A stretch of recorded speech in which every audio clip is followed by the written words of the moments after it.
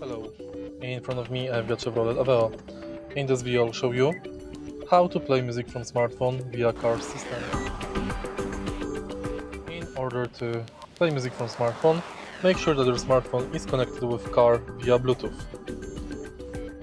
Next, take a look at the screen display, go to menu and audio.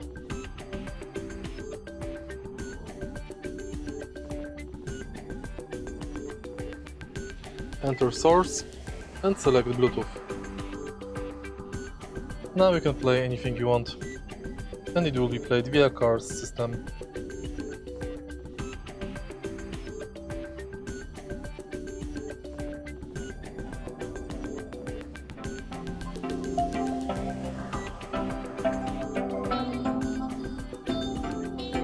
If you found this video helpful, please leave like, comment, and subscribe.